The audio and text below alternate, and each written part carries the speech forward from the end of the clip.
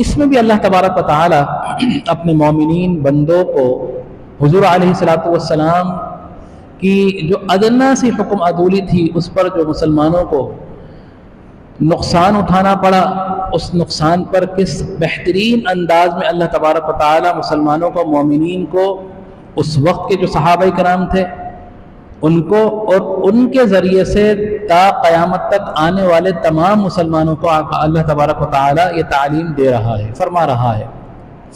किस तरह कि अल्लाह तबारक व तआला ने फरमाया, या अय्युहल्लज़ीना आमनू, ए ईमान वालो, इन तुतीउ, कि अगर तुम अताअत करोगे, पैरवी करोगे, उनके कहने पर चलोगे, इन लोगों के अल्लज़ीना कफ़रू, उन लोगों के कि जिन्होंने कुफ्र किया, जो काफिर हुए, जिन्होंने इनकार कर दिया, यरुद्दूकुम अला आक़ाबिकुम, तो जब अगर तुम उनकी अताअत करोगे, उनके कहने पर चलोगे, तो उसका जवाब क्या मिलेगा, उसका बदला क्या आएगा, वो ये आएगा कि यरुद्दूकुम, वो तुम्हें फेर देंगे, अला आक़ाबिकुम, उल्टे पांव पर। यानी एक होता है ना कि आगे कदम बढ़ाना, और एक होता है उसी तरह उल्टे पांव पीछे आ जाना। तो अगर हम सीधे जा रहे हैं और मंजिल मकसूद की तरफ हमारी निगाहें हैं और हम तो चले जा रहे हैं कि अपनी मंजिल पर पहुंचना है, और अगर हम काफिर की या किसी ऐसे शख्स की जो काफिर हो, या उसमें यहूद भी हैं, नसारा भी हैं, बुत परस्त भी हैं, उन तमाम लोगों का जिक्र है कि अगर उनकी पैरवी करोगे तो तुम जिस तरह आगे चल रहे हो, तुम उसी तरह उल्टे पांव पर पीछे पलटना शुरू हो जाओगे। अला आक़ाबिकुम, कि तुम्हें फेर देंगे उल्टे पांव। फतनक़लिबू खासिरीन, और तुम जो उल्टे पांव तुम जो ये पलटोगे ना, खासिरीन, तो तुम खसारा उठाने वालों में होगे।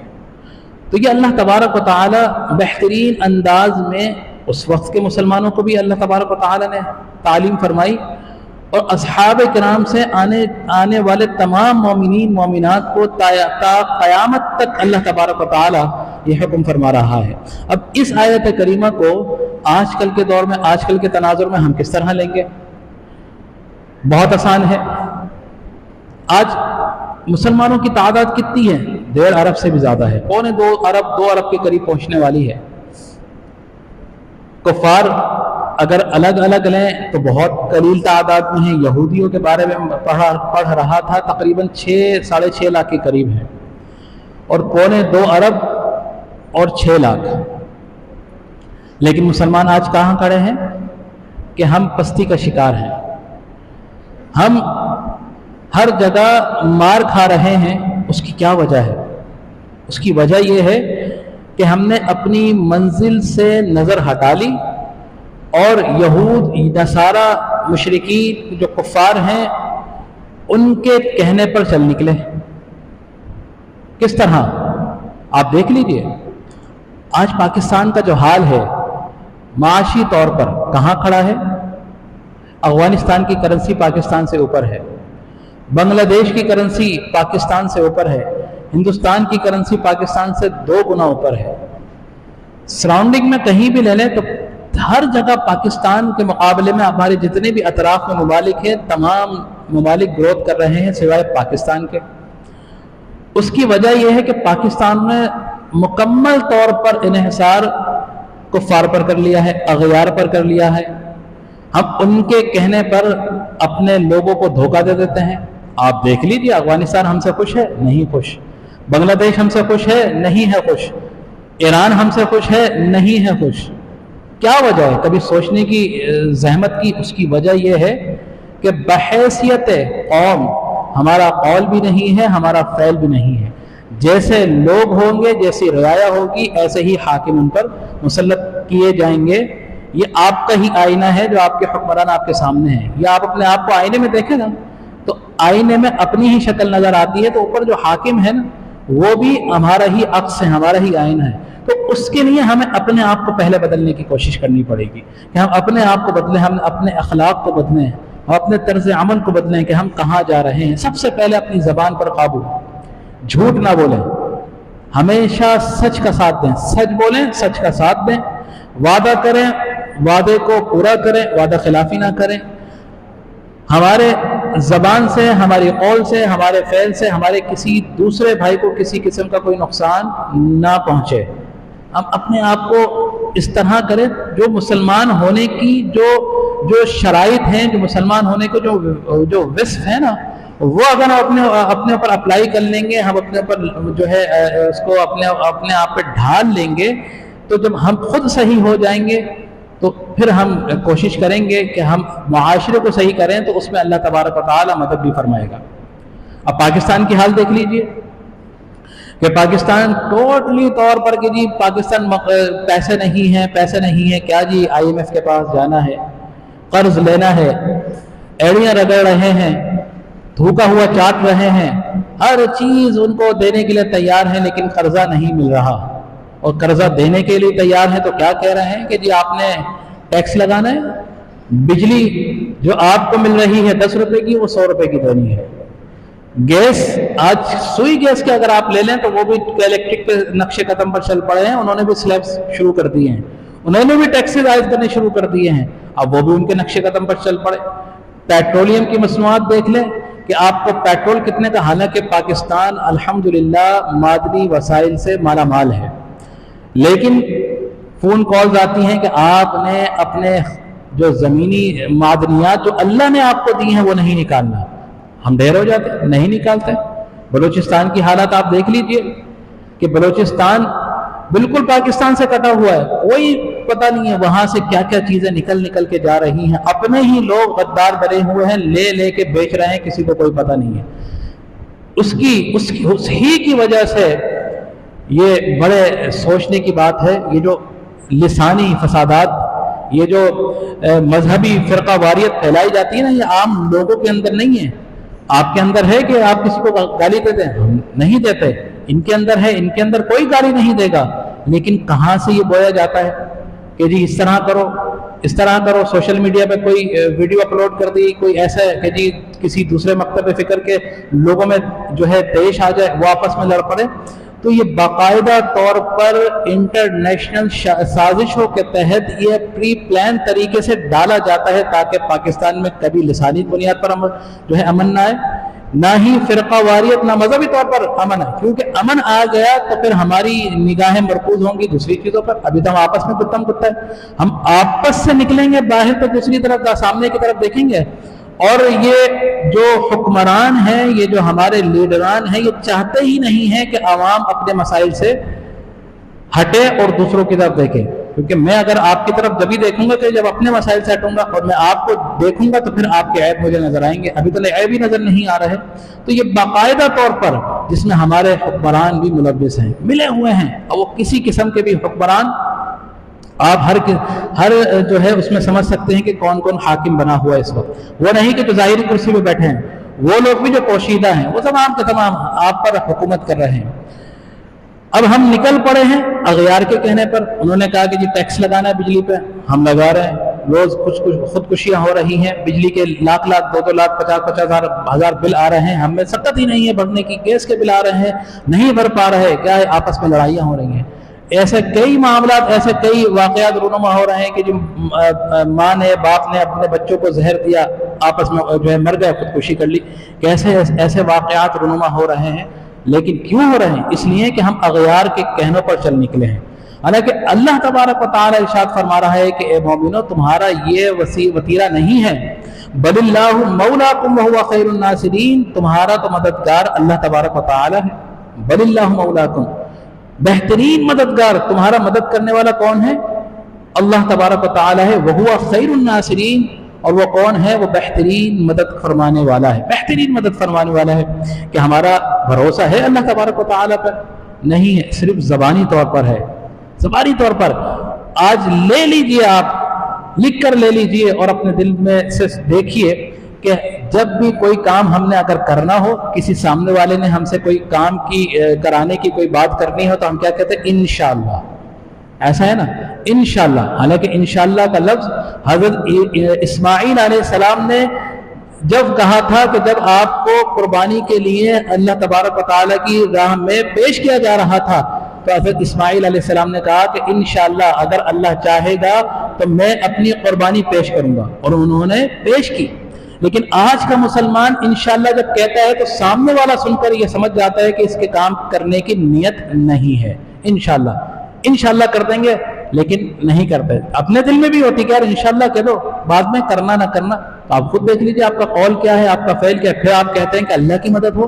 تو ہم انفرادی طور پر بھی پریشان ہیں اور اجتماعی طور پر بھی پریشان ہیں۔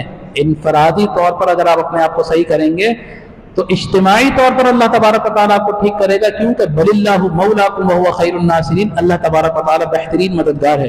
اللہ پہ بھروسہ تو کیجیے، بھروسہ نہیں ہے۔ اسی طرح اب مثال کے طور پر تمثیلاً اللہ تعالیٰ تبارک و تعالیٰ فرماتا ہے نا، کیونکہ واقعات قرآن پاک میں زیادہ تر واقعات کا ذکر ہے، کیونکہ مسلمانوں کی تربیت کے لیے اس سے عبرت حاصل کریں، نصیحت حاصل کریں، لیکن ہم قرآن پڑھتے ہی نہیں ہیں۔ ہم تو صرف قرآن اس لیے پڑھتے ہیں کہ یار والد صاحب کی یا والدہ کی یا دادا کی یا دادی کی یا فلاں کسی کی رشتہ دار کی برسی آ رہی ہے، قرآن پاک پڑھ لیتے ہیں اور اس کو بخش دیتے ہیں ایصال ثواب کے لیے۔ یار صبح کے ٹائم اللہ تبارک و تعالیٰ نے فرمایا کہ فجر کے وقت بعد سورہ یاسین پڑھو تو پورا دن اچھا گزرے گا، ہم سورہ یاسین پڑھ لیتے ہیں۔ مغرب کے بعد سورہ واقعہ پڑھ لو تو کاروبار میں برکت ہوگی، ہم سورہ واقعہ پڑھ لیتے ہیں۔ ہم نے صرف قرآن پاک کو ثواب کی نیت سے پڑھنا شروع کر دیا ہے، صرف ثواب کی نیت سے۔ ارے قرآن آپ یہ سمجھیے کہ جو کتاب اللہ تبارک و تعالیٰ جس کو دیکھنے سے اتنا اجر فرما رہا ہے اور جس کو پڑھنے سے اتنا اجر فرما رہا ہے، تو خدا کی قسم جب آپ اس پر عمل کریں گے تو آپ کی زندگی بدلے گی نہیں بدلے گی۔ پڑھیے تو صحیح، نہیں کہتے کہ آپ ایک سے 12 روزانہ پڑھیے، ایک آیت کا ترجمہ پڑھیے، صرف ایک آیت کا ترجمہ پڑھیے، مفہوم پڑھیے، تفصیل کے ساتھ پڑھیے۔ نہیں بات سمجھ آ رہی تو اچھے علماء کرام کی صحبت حاصل کیجیے، یقین کریں آپ کی زندگی بدل جائے گی، پتہ بھی نہیں چلے گا آپ کو کس طرح وہ بل اللہ مولاکم وہو خیر الناصرین کہ بہترین مدد کرنے والا اللہ تبارک و تعالیٰ ہے، اس طرح آپ کی مدد فرمائے گا آپ کو پتہ نہیں چلے گا۔ پھر اللہ تبارک و تعالیٰ ارشاد فرما رہا ہے، جھنجھوڑ رہا ہے، سنلقی فی قلوب الذین کفروا الرعب بما اشرکوا باللہ ما لم ينزل به سلطانا۔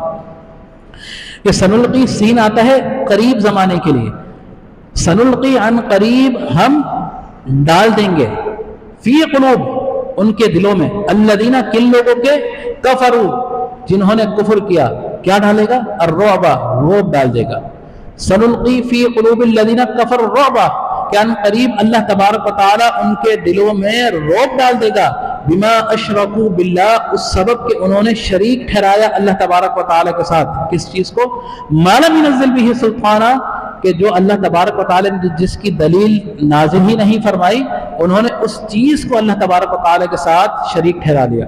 ومأواہم النار اور کیا ہی برا ٹھکانہ ہے جہنم، وبئس مثوى الظالمین اور کیا برا ٹھکانہ ہے نا انصافیوں کا، یعنی جو ظلم کرنے والے ہیں ان کا ٹھکانہ کیا ہے؟ وبئس النار جہنم ٹھکانہ ہے، ان کا ٹھکانہ جہنم ہے۔ وبئس مثوى الظالمین اور کیا ہی برا ٹھکانہ ہے۔ تو یہاں اللہ تبارک و تعالیٰ فرما رہا ہے کہ تم میری مدد اگر مجھ پر بھروسہ کرو، میری مدد کے حصار میں آؤ تو آپ دیکھو گے کہ اللہ تبارک و تعالیٰ رعب کفار کے دلوں میں، ظالمین کے دلوں میں مسلمانوں کا رعب ڈال دے گا۔ اور اس کی مثال بے انتہا مقامات پر اللہ تبارک و تعالیٰ نے بیان بھی فرمائی اور ہوئی بھی، اور اس کا اظہار بھی فرمایا، کس طرح کہ وَلَقَدْ صَدَقَكُمُ اللَّهُ وَعْدَهُ إِذْ تَحُسُّونَهُم بِإِذْنِهِ۔ اب جنگ احد کا ذکر ہوا، اب یہ سورہ عمران اور خاص کر پچھلے 2 سے 3 رکوع سے سورہ غزوہ احد اور غزوہ بدر کا ذکر ہو رہا ہے۔ اس کی وجہ کیا ہے؟ کہ اس کی وجہ اللہ تبارک و تعالیٰ کے رسول کی ادنا سی حکم عدولی اور مسلمانوں کی بزدلی، اللہ کے رسول کی حکم عدولی اور مسلمانوں کی بزدلی۔ مسلمانوں کا کردار کیا ہے کہ اللہ کے رسول کی اطاعت کرنی ہے، حکم عدولی نہیں کرنی، اور مسلمانوں کا کردار یہ ہے کہ کبھی بزدلی نہیں دکھانی۔ مسلمان اگر بزدل ہوگا تو مسلمان نہیں ہے، بزدلی اور ایمان ایک دل میں نہیں رہ سکتا۔ مسلمان ہمیشہ جو ہے نڈر ہوتا ہے، کیا؟ اپنے دین کے معاملے میں، اپنے رب کے معاملے میں، اپنے رسول کے معاملے میں ہمیشہ نڈر رہتا ہے۔ اگر بزدلی دکھاؤ گے تو ایمان میں کمزوری ہے، اگر حکم عدولی کرو گے، اطاعت نہیں کرو گے تو ایمان میں کمی ہے، کمزوری ہے۔ اس کی مثال اللہ تبارک و تعالیٰ نے جنگ احد میں جب مسلمانوں کے ساتھ واقعات پیش آئے تو اس کا بتایا، وَلَقَدْ صَدَقَكُمُ اللَّهُ وَعْدَهُ إِذْ تَحُسُّونَهُم بِإِذْنِهِ، کہ اللہ تبارک و تعالیٰ نے اپنا وعدہ سچا کر دکھایا، إِذْ تَحُسُّونَهُم بِإِذْنِهِ، کہ جب تم کفار کو، قاتلوں کو قتل کر رہے تھے اللہ کے حکم سے، بِإِذْنِهِ، اللہ کے حکم سے، حَتَّى إِذَا فَشِلْتُمْ وَتَنَازَعْتُمْ فِي الْأَمْرِ، اور جب تم نے، یہاں تک کہ جب تم نے فشلتم، بزدلی دکھائی، وَتَنَازَعْتُمْ فِي الْأَمْرِ، اور جو اللہ کے رسول نے تمہیں حکم دیا تھا تم آپس میں اس حکم میں اختلاف میں پڑ گئے، وَعَصَيْتُمْ مِن بَعْدِ مَا أَرَاكُم مَا تُحِبُّونَ، اور حالانکہ اللہ تبارک و تعالیٰ تمہیں وہ جیت، وہ کامیابی دکھا چکا تھا، ما تحبون، کہ جس کو تم پسند کرتے تھے، وہ کامیابی تم دیکھ رہے تھے جس کو تم پسند کر رہے تھے۔ کس طرح دیکھ رہے تھے کہ اللہ کے رسول صلی اللہ تعالی علیہ وسلم نے جب غزوہ احد میں ایک درے پر 50 تیر انداز جب تعینات فرمائے حضرت عبداللہ بن زبیر رضی اللہ تعالی عنہ کی جو ہے سربراہی میں، اور اللہ کے رسول نے یہ حکم فرمایا کہ خبردار، جیت ہو یا ہار ہو، میرا حکم جب تک نہیں آ جاتا تم نے یہ درہ نہیں چھوڑنا، جیت ہو یا ہار ہو۔ اگر جیت جائیں مسلمان تب بھی تم نے پیچھے نہیں ہٹنا، مسلمان ہار جائیں تب بھی تم نے پیچھے نہیں ہٹنا، درہ خالی نہیں چھوڑنا، درہ خالی نہیں چھوڑنا۔ اگر خالی چھوڑو گے تو کیا پھر اللہ کے حکم، اللہ کے رسول کی حکم عدولی ہوگی؟ لیکن یہی ہوا جب شروع میں ہی مسلمان کفار پر غالب ہوئے غزوہ احد میں، اور جو درے پر موجود 50 تیر انداز تھے، جب انہوں نے دیکھا کہ بھئی مسلمان جیت رہے ہیں اور کفار میدان عمل چھوڑ کر بھاگ رہے ہیں، اور ان کا مال غنیمت ہے، کیونکہ ہوا یہ کہ جب کفار بھاگے اسٹارٹنگ میں تو مال غنیمت چھوڑ کے بھاگے، تو جو شروع کے مجاہدین تھے انہوں نے مال غنیمت لینا شروع کر دیا۔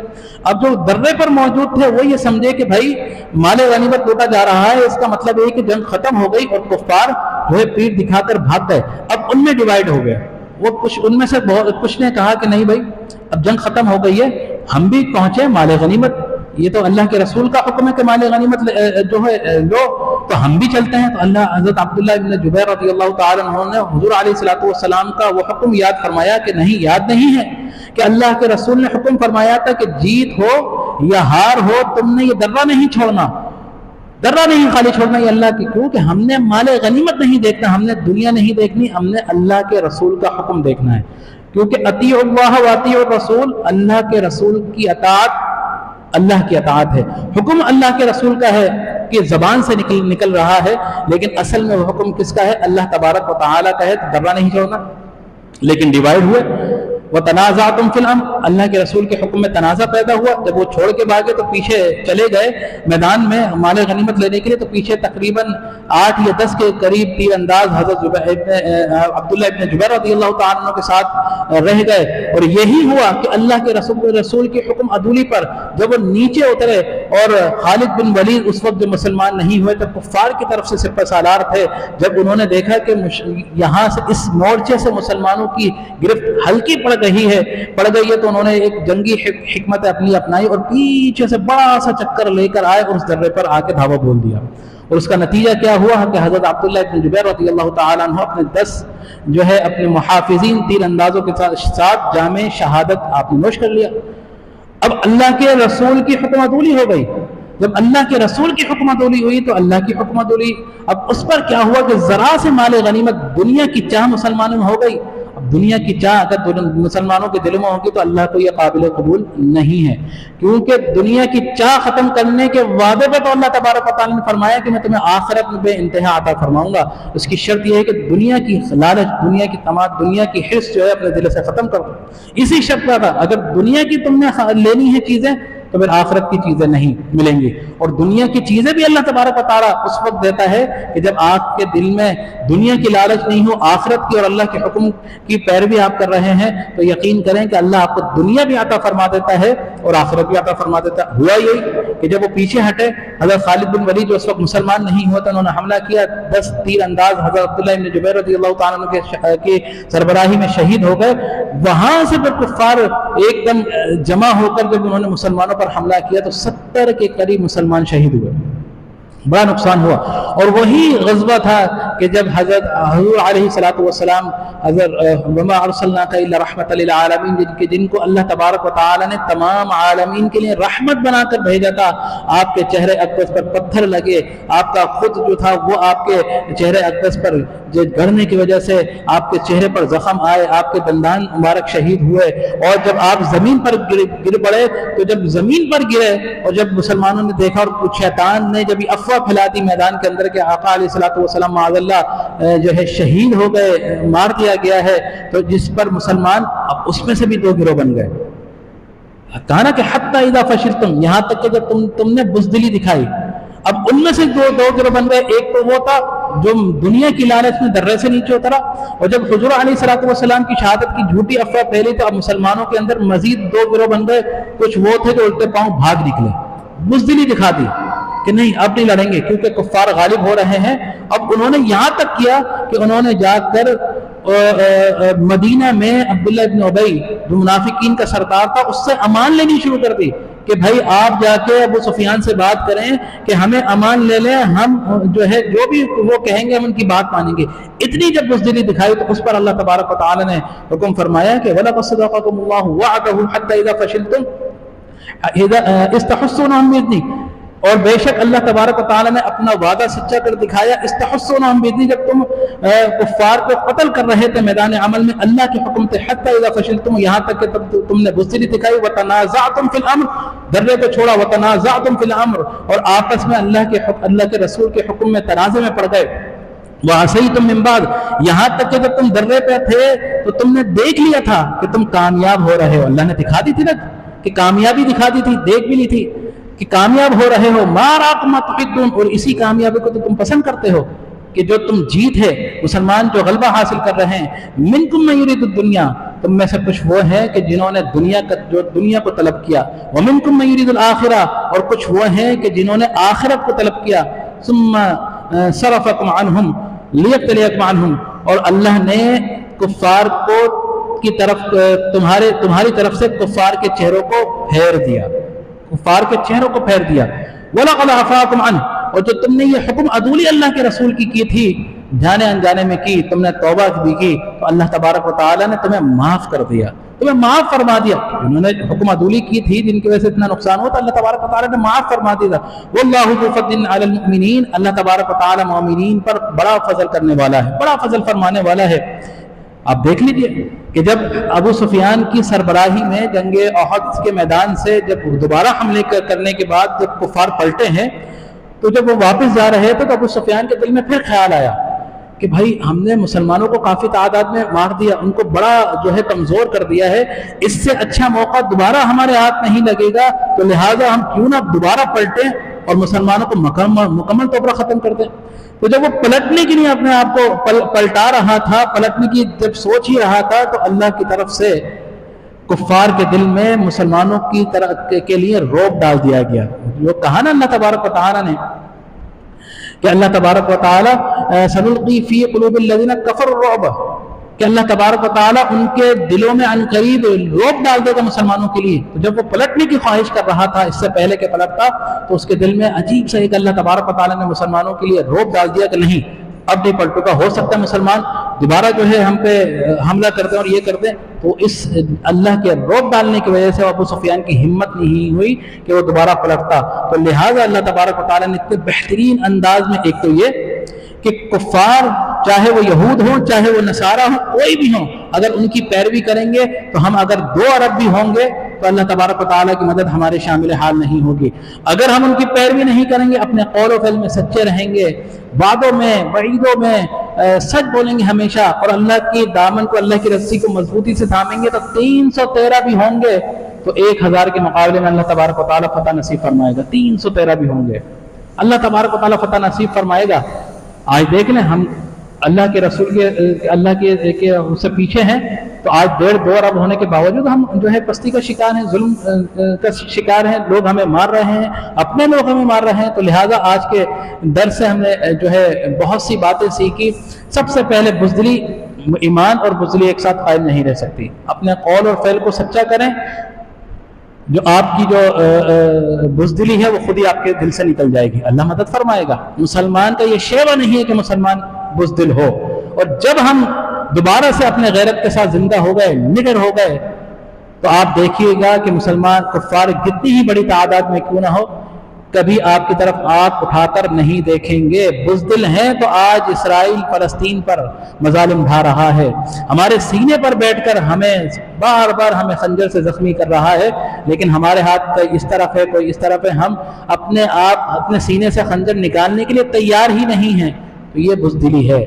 اگر مسلمان اکٹھے ہو گئے تو یہ 6 لاکھ یہودی, دنیا کتنے 6 لاکھ یہودی, 1 ارب مسلمان اگر یکجا ہو جائیں تو 6 لاکھ کی جگہ اگر ہم 10,000 بھی ہونا تو ان 6 لاکھ یہودیوں کو ہم نیست و نابود فرمائیں گے. لیکن اتحاد, اتفاق, محبت اور سب سے بڑھ کر اللہ و رسول کی اطاعت, یہ اللہ تبارک و تعالیٰ چاہتا ہے. تو اللہ تبارک و تعالیٰ سے دعا ہے کہ اللہ تبارک و تعالیٰ جو کچھ بھی پڑھا سنا اس پر عمل کرنے کی توفیق عطا فرمائے. آمین. وآخر دعوانا الحمدللہ رب العالمین.